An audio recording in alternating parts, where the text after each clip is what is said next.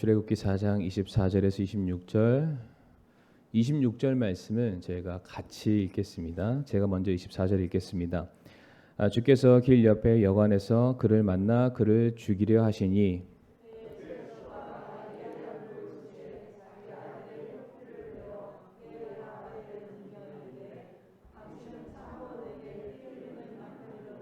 같이 읽겠습니다. 이에 그분께서 그를 가게 하시니라.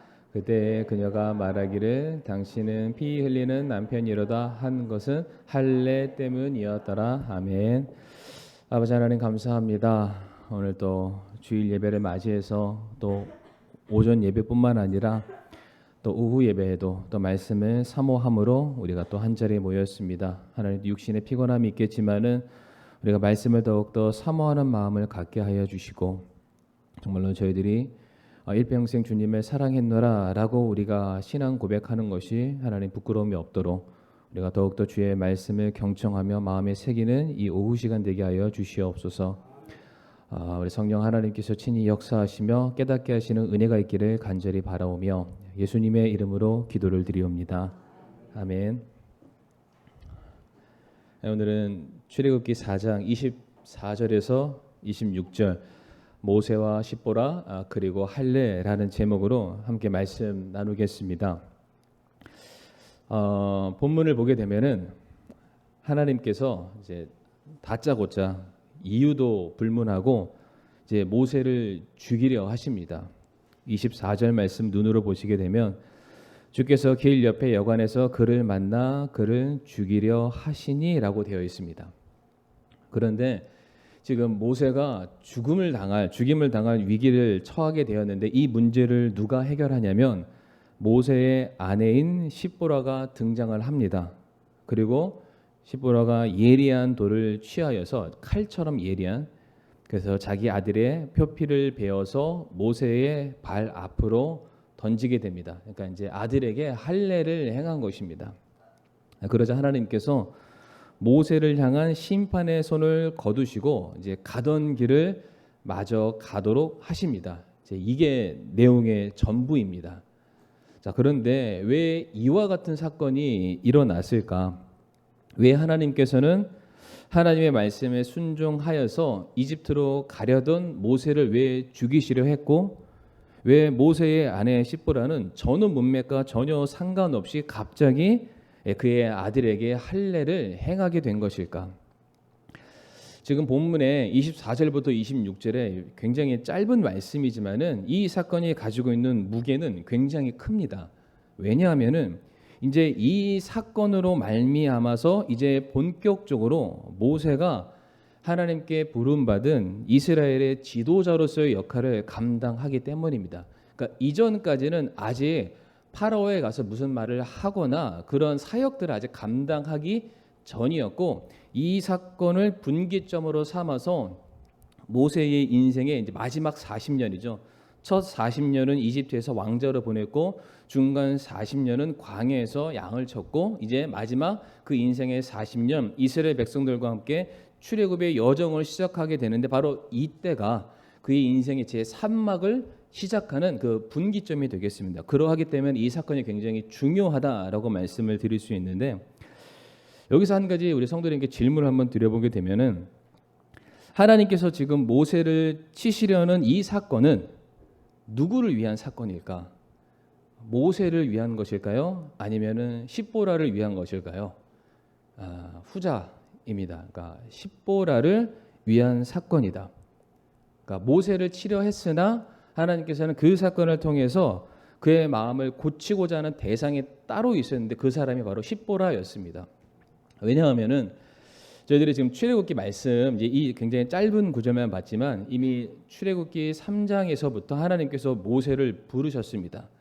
내가 너를 통해서 나의 민족을 나의 백성을 구원하기를 원한다. 그랬을 때 모세가 하나님 앞에 계속해서 여러 가지 말로 저는 할 수 없습니다라고 계속 핑계를 대죠. 그럴 때 하나님께서 모세 네 손에 들고 있는 게 뭐냐? 막대기에다 던져봐라. 막대기가 뱀이 되는 이적을 보여주시고요. 네 손을 품 안에 넣어봐라. 뺐더니 손에 나병이 걸렸고 다시 집어넣었더니 그 나병이 낫는 사건, 또 물을 당에다 뿌려봐라. 물이 피가 되나 이런 사건들을 보여주시면서 나를 부르시고 나를 택하신 이 하나님이 전능하신 분이시구나 이걸 알려주십니다. 그런데 한 번 더 모세가 하나님의 그 청유에 만류하죠. 하나님, 제가 입이 둔해서 제가 부족해서 이 일을 감당할 수 없습니다. 그랬을 때 하나님께서 내가 너의 형 아론까지 준비해놨다. 그러니까 모든 만반의 준비를 내가 다 했다. 그러니까 결코 모세가 하나님의 말씀에 한 발자국도 물러설 수 없는 모든 철저한 준비를 다 하셨습니다. 그래서 결국 모세가 그 말에 순종하게 되고 순종함에 따라서 제가 이집트로 가겠습니다. 그러니까 다시 얘기해서 이미 모세가 하나님 앞에서 철저하게 깨질 대로 다 깨졌습니다. 지난 40년의 시간을 통해서. 그리고 분명한 하나님의 음성이 무엇인지를 알고 순종함으로 지금 이집트를 가려는 상황이죠. 바로 그때 하나님께서 지금 이와 같은 사건을 내신 것을 봤을 때 이거는 모세가 아니라 바로 십보라를 향한 하나님의 메시지다라는 것을 알 수가 있습니다. 그러니까 십보라의 경우에는 모세는 하나님의 음성과 이 음성에 대한 분명한 목적이 무엇인지를 발견했지만 십보라는 전혀 아니었죠. 지금 내 남편 모세가 대체 무엇을 위해서 가는지, 어떠한 사역을 감당하는 것인지, 지금 우리가 나가는 것이 잠깐 며칠 나갔다가 다시 들어오는 것인지, 아니면 전혀 다시 돌아올 수 없는 영영 긴 여행을 떠나는 출발인지, 이 모든 상황들을 전혀 모르는 그러한 상황이었습니다. 그러하기에 하나님께서는 모세를 자기의 종으로 부르셔서 그의 마음을 바꾸시고 사명을 주었던 것처럼 오늘 말씀에서도 하나님은 십보라 그녀의 마음의 생각과 가치관과 새로운 사명을 주시기 위해서 그녀의 마음을 바꾸시는 사건이다라고 볼 수가 있습니다. 그래서 앞에 보면 성도님들 오늘 4장 18절부터 23절까지 말씀을 한번 보시게 되면은 이제 모세가 하나님의 말씀을 받고 순종하고 장인 이도에게 찾아가서 가겠습니다라고 허가를 받고 바로 출발을 하는 게 18절부터의 말씀이 되겠습니다. 그런데 이제 이집트로 출발하려던 바로 그날 밤에 저녁이 되어서 여관 장막에 잠깐 머무르게 되는데 바로 거기서 하나님께서 모세로 하여금 이제 구체적인 출애굽의 구속의 사역에 대해서 말씀을 전해 주시게 됩니다. 모세야, 이제 너는 이집트의 왕인 파라오를 찾아가서 내가 너에게 명령한 모든 것들을 다 전하라. 그 내용인즉슨 자기 백성 하나님의 백성을 건져내라는 뜻이 되겠습니다. 그런데 이미 하나님은 모든 것을 다 아시고 계셨죠. 네가 나의 명을 받들어서 파라오한테 다 얘기를 하겠지만 파라오가 쉽게 보내주지는 않을 것이다. 파라오가 만약에 보내주지 않는다고 하면은 다음과 같이 말해라. 이스라엘은 나의 자녀다. 하나님의 자녀다. 네가 만약 나의 자녀 하나님의 자녀를 보내지 않으면 내가 너에게 너의 태에서 처음 난 너의 자녀를 죽이리라. 이 말을 전달하라. 그러니까 네가 하나님의 말씀에 순종하지 않으면 하나님께서는 네가 소유하고 있는 가장 귀중한 것, 가장 소중한 것을 빼앗아 갈 것이다. 그 명령을 반드시 파라오를 향해서 선포하라라고 말씀을 하시게 됩니다. 성도님들 이미 결과는 다 아시죠? 결과는 이제 파라오가 9번까지 견디다가 끝내 마지막 10번째 재앙 유월절 사건을 통해서 그의 태에서 났던 장자가 죽임을 당하는 그 사건을 맞이하면서 결국에는 이제 케이오페 다 모든 것을 내려놓고 가라라고 하게 되죠. 그런데 성도님들 저 잘 따라오셔야 됩니다. 피곤하시다고 눈 깜빡깜빡 하시면 안 돼요. 10번째 재앙을 맞이하고 난 다음에 파라오가 모세를 불러서 이렇게 말을 합니다. 출애굽기 12장 33절 말씀을 보게 되면은 이집트 사람들은 말하기를 우리가 다 죽은 자가 되었도다 하며 백성을 재촉하여 그 땅에서 급히 내보내려 하였으므로 라고 되어 있습니다. 지금 뭐라고 말하고 있죠? 이집트 사람들이 우리가 다 죽게 되었다라고 말을 합니다. 이집트 백성들이 다 죽었나요? 다 안 죽었죠. 장자만 죽었습니다. 그런데 정작 죽은 것은 장자가 죽었는데 하는 말이 뭐냐면은 내가 죽었다라고 말합니다. 이거를 지금 잘 아셔야 됩니다. 그러니까 이 장자의 죽는 사건을 통해서 그 사람들이 하는 말은 장자가 죽은 게 곧 내가 죽은 것과 마찬가지다라고 말을 하고 있습니다. 그러니까 장자가 지금 당하는 것은 다른 말로 나를 대신해서 죽은 것과 마찬가지다라고 말을 하고 있습니다. 이게 어떠한 예를 들 수 있냐면 아브라함이 모리아 산 위에 자기 아들 이삭을 바치죠. 그런데 하나님께서는 이삭을 바치라고 했을 때 이삭이 문제가 있어서 이삭을 바치는 것이 아니라 아브라함의 믿음을 보시기 위해서 이삭을 바치게 됩니다.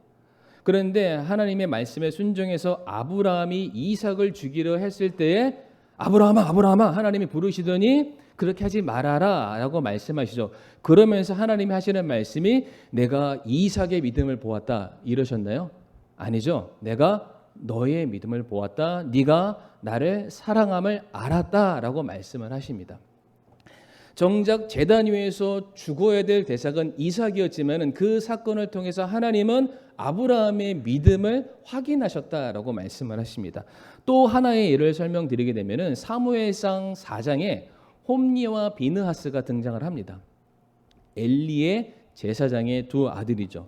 근데 이미 이 제사장으로서 올바르지 못한 그런 행태를 계속해서 해왔는데 4장에 가게 되면은 블레셋과의 전투가 벌어지게 되었을 때에 수적인 열세를 가지게 되자 홈니와 비느하스가 한 가지 아이디어를 내었던 게 하나님의 궤를 앞장 세우면은 우리가 이길까 하노라.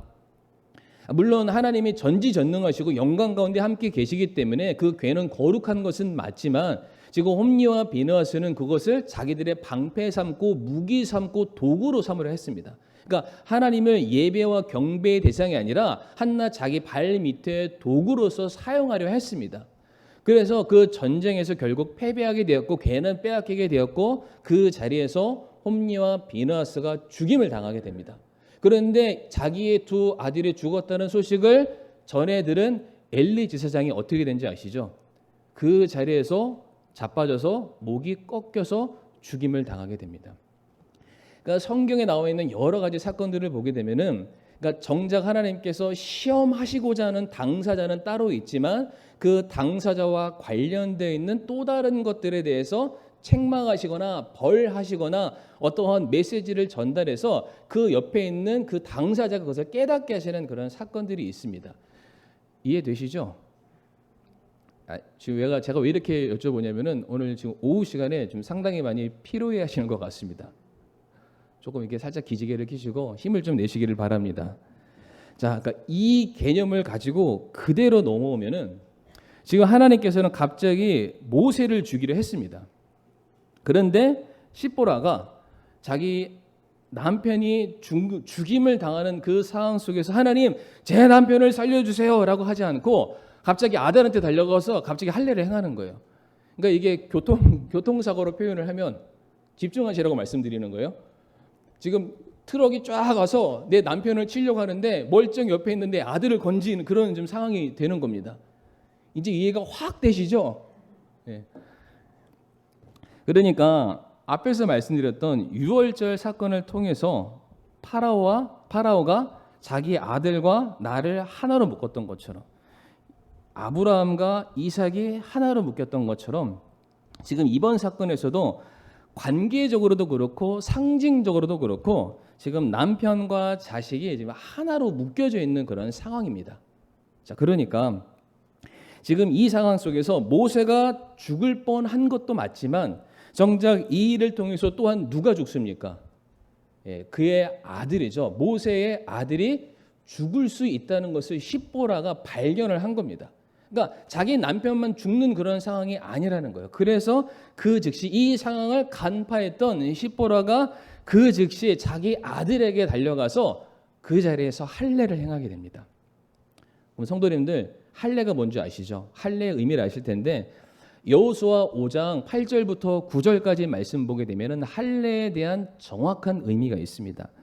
뭐라고 되어 있냐면은 5장 8절부터 9절까지 말씀에 그들이 온 백성에게 할례를 행한 뒤에 그들이 온전하게 될 때까지 진역에 있는 자기들의 처소에 거하니라. 주께서 여호수아에게 이르시되 이날 내가 너희에게 이집트의 수치를 떼내어 굴러가게 하였노라 하셨으므로 그곳의 이름을 이날까지 길갈이라 하니라라고 되어 있습니다. 할례를 왜 하냐면은 수치를 끊어내기 위해서. 근데 어디에서 지금 어디로 가고 있습니까? 이스라엘 백성들이 이집트에서 가나안으로 가는 여정 가운데에 있는 사건이기 때문에 이집트 안에서 있었던 모든 수치들을 끊어내기 위한 행동이 바로 할례였습니다. 다시 말해 하나님의 백성들이 다른 나라 땅에서 노예로 살았던 그 수치, 하나님이 주시는 은혜를 받아 먹고 사는 게 아니라 세상이 주는 것을 받아 먹고 살았던 그 수치, 하나님의 자녀들이 하나님을 영광 돌려드리며 하나님의 은혜 가운데 살았던 것이 아니라 이 세상의 휘황찬란한 명예와 권세 아래서 살아왔던 수치, 하나님을 더 사랑하기보다는 세상을 더 사랑했던 그 수치를 끊어내기 위해서 했던 것이 할례입니다. 그러니까 외과적인 치료나 수술을 의미하는 것이 아니라 지금 할례를 행함은 너희가 하나님의 자녀고 너희는 하나님의 자녀이기 때문에 이 세상으로부터 구별된 사람이라는 것을 알아야 된다. 그러니까 육신적인 할례도 중요하지만은 그 마음의 할례를 주는 것이죠. 그래서 성경에서는 할례를 굉장히 중요시 여깁니다. 왜? 할례를 행함으로 말미암아 너희가 하나님의 백성이라는 정체성을 온전히 바로 세우기 위해서였습니다. 그러니까 이방인들과는 구별되는 독특한 의식으로서 너희는 하나님의 백성이다. 너희는 하나님의 구원만을 바라봐야 된다. 너희는 하나님이 주시는 그 은혜만을 가지고 살아가야 한다라는 것을 몸에 새기는 것이 할례였습니다. 그런데 지금 이 사건이 있기까지 모세의 아들들은 할례를 안 받았죠. 지금 여기서 할례를 행했으니까요. 그러면 모세의 아들이 할례를 안 받았다라는 것은 그 아들들이 그의 아버지의 자식으로서의 온전한 정체성을 못 가졌다라는 겁니다. 모세랑 십보라는 민족이 다르잖아요. 하나님의 민족과 미디안이 결혼한 거잖아요. 그러니까 원래적으로도 이것이 가능한 법은 아니었습니다. 근데 결혼했지만 그래서 자녀를 낳았지만 그 아내였던 십보라의 경우에는 자기의 자식이 할례 받기를 원치 않았던 겁니다. 그러니까 이 말은 내 자녀는 모세의 아들이 아니라는 겁니다. 그러니까 물론 혈통적으로 호적상으로는 아들이 맞지만 그의 마음 속에서 십보라의 마음에서는 내 자녀를 향한 여전히 애착이 있습니다. 내가 내 남편을 사랑하는 것은 맞지만 나는 내 남편을 육신적으로 사랑하지 하나님의 부름을 받은 하나님의 종으로서 내 남편을 사랑하는 것이 아니고 하나님께서 우리의 가정에 귀한 기업, 가업인 자녀를 주신 것은 맞지만 이 자녀를 내가 다시 하나님께 올려드리기보다는 나는 이 자녀를 통해서 내가 이 땅에서 못다 이루는 내 꿈을 이루고 싶었던 겁니다.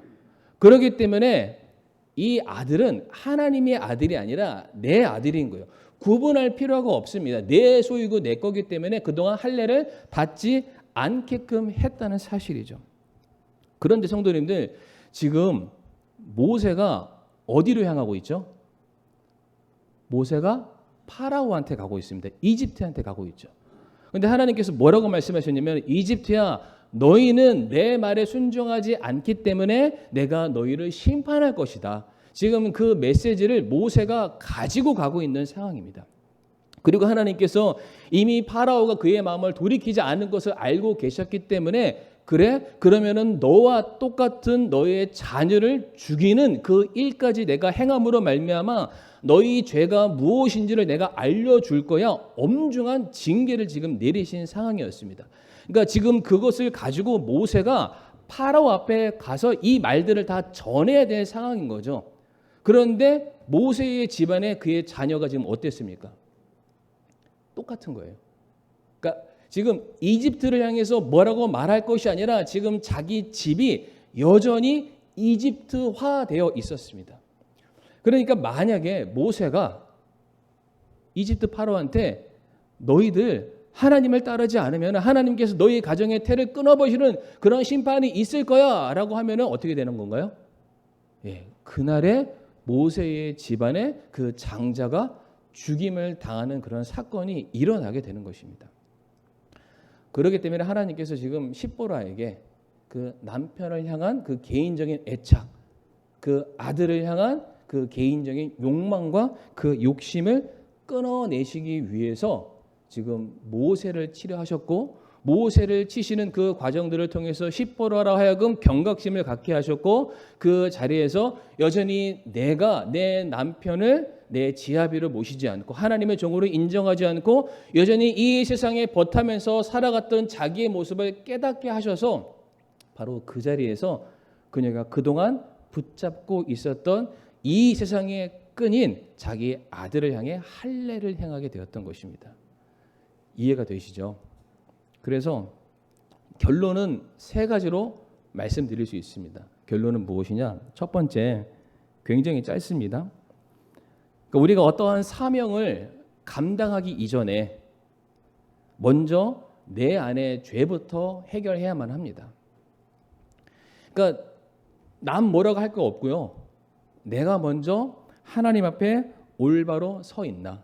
지금 모세가 이집트를 향해서 심판의 메시지를 전달하려 하는데 내 안에 동일한 문제가 있다면 그 심판은 이집트를 향한 심판이 아니라 내 심판이 될 수 있다니까요. 그러니까 내가 받아야 될 심판입니다. 그러니까 다시 얘기해서 성경에서 수많은 경고의 메시지들은 우리와 상관없는 것이 아니라 원래 다 우리 거였습니다.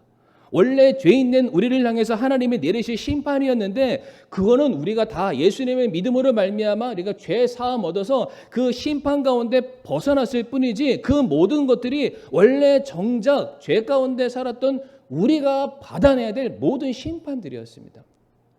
그런데 우리가 구원받았지만은 여전히 육신이 있고 살아가는 한 여전히 세상과 버타면서 살아갈 수밖에 없는 그런 우리들이잖아요. 그러니까 우리는 말씀을 보면서 이 죄에 대해서 심판하시는 하나님, 이 죄는 하나님을 믿지 않는 자들에게만 임하는 심판 이렇게 생각할 것이 아니라 우리가 그 심판을 바라보면서 아 그래 내가 주님을 만나지 않았다면 그 은혜가 내게 임하지 않았다면 이 심판이 내가 받아야 될 심판이고 저 사람이 가게 될 지옥이 내가 갈 수밖에 없었던 그 지옥이었는데 내가 오늘 하나님 앞에 저 사람들이 짓는 그 죄가 오늘 나에게는 없는지 내가 먼저 돌아보고 잘못한 것이 있으면 내가 회개를 먼저 해야 되겠다.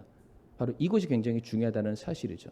왜냐하면 그렇지 않으면 그 심판이 고스란히 나에게 올 수 있기 때문입니다.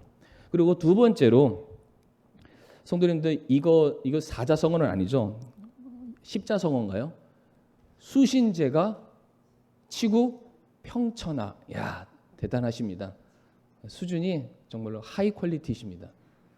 수신제가 치국 평천하. 무슨 뜻인가요? 말씀하신 분이 한번 얘기해 주시길 바랍니다. 잘 아시죠? 먼저 자기 자신을 닦고 집안을 가지런히 한 다음에야 우리가 나라를 다스리고 천하를 평안하게 할 수 있다. 그러니까 나 자신도 하나님 앞에 올바르게 서는 것도 참 중요하지만 우리의 가족, 내 아내, 내 남편, 내 자녀들, 내 부모님들 그들도 역시 나와 동일한 믿음의 신앙의 길을 걸어가야만 우리가 또 힘을 내서 주님의 사역을 감당할 수 있다는 것입니다. 그러니까 성도님들이 그런 거 제일 많이 경험하시잖아요. 아마 성도님들이 정말 마음은 원이로되 여전히 기도 제목 가운데 지금 옆에 있어야 될 내 사랑하는 가족, 내 자녀, 내 부모님들 다들 많으실 텐데 정말로 그 가족들이 다 구원받고 하나님의 영광을 위해서 귀하게 쓰임받기를 원하시잖아요. 그러니까 그 일들을 위해서 계속해서 기도해 주시기를 바랍니다. 때때로 이 세상이 우리의 발목을 잡는 게 아니라 정말로 우리가 사랑하는 우리의 가족들이 우리의 발목을 붙잡는 그런 일들이 있습니다. 오늘 본문에서도 십보라가 이 사건 앞에서 그녀의 마음을 돌이키지 않았다면은 어쩌면은 큰 심판이 임했을지도 모릅니다. 그러나 돌이켰죠. 더 중요한 것이 무엇인지 알았고 하나님의 말씀에 순종하고자 하는 그 마음 때문에 드디어 모세가 더 큰 사역들을 감당할 수 있게 되었습니다. 그러하기에 정말로 우리 가정이 신앙의 명문가가 되기 위해서 하나님 정말 제가 간절히 기도하오니 나의 가족을 내 남편과 내 자녀들을 내 부모님들을 꼭 구원해 달라고 그 기도를 그치지 마시길 바랍니다. 마지막으로 성도가 궁극적으로 바라고 향해야 될 곳은 그러니까 이 땅이 아니라 우리가 가야 될 영원한 본향이 있음을 우리 성도님들 기억하시길 바랍니다. 지금 모세는 시보라와 함께 파라오에게 찾아가서 뭘 얘기하냐면은 이제 곧 이집트가 멸망할 것이다라는 메시지를 가지고 갔습니다. 그러하기 때문에 하나님의 말씀은 분명하고 그 말씀 반드시 성취될 것이기 때문에 더 이상 이 세상에 대한 미련이 없었죠. 자기 생명에 대한 미련도 없었기 때문에 감히 그 노예의 신분되는 그런 사람들을 대표해서 왕 앞에 서서 당당하게 말할 수 있는 그런 신앙의 호연지기를 보여주고 있습니다. 그런데 이 세상도 마찬가지죠. 저와 성도님들이 살아가는 이 세상 역시 하나님께서 말씀하시기를 이집트의 심판이 멀지 않은 것처럼 이 세상의 심판도 멀지 않았습니다. 이 세상은 영원하지 않습니다.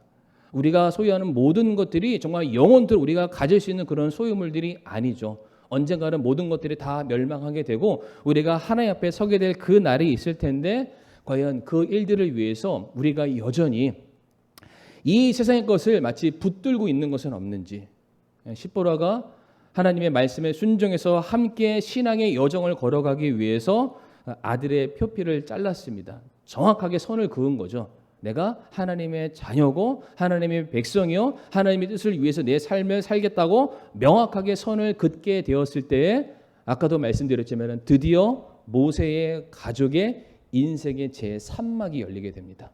드디어 출애굽의 여정이 이제 모세와 함께 파라오 앞에서 선포가 되었다. 그러기 때문에 우리 사랑하는 성도님들 오늘 말씀을 기억하시면서 여러 가지 다양한 차원이 있겠지만은 마지막으로 설명드렸던 그 세 가지 꼭 기억하시길 바랍니다. 내가 먼저 하나님 앞에 회개할 것은 없는가? 그리고 수신제가 치고 평천하 내 가족부터 잘 돌보는 것. 마지막 세 번째, 나는 이 땅을 향해 사는 사람이 아니라 본향 천국을 바라보는 그 사명자의 삶을 살겠다. 그러하기 때문에 선을 명확하게 긋는 삶을 살겠다. 이와 같은 신앙의 결계가 있는 저와 사랑하는 성도님들이 되시기를 바라겠습니다. 이 시간 함께 머리 숙여 기도하겠습니다.